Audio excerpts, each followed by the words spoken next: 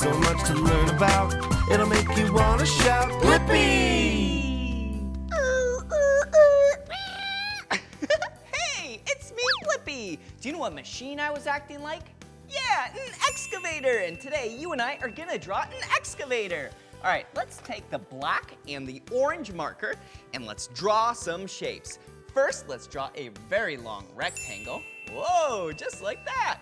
And then let's draw a square on top of that one.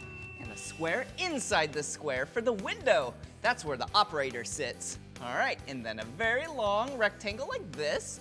Yeah, and a circle right here. Another rectangle right there. Yeah, and now we need to draw the bucket. Some teeth.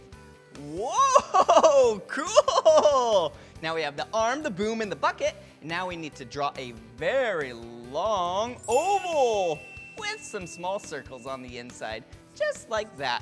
Whoa, that was so much fun. And I love excavators. And if you love drawing with me and want to draw some more, all you have to do is search for my name. Will you spell my name with me? Ready? B-L-I-P-P-I, Blippi. All right, see you again. Bye-bye. Come on everyone, let's make learning fun.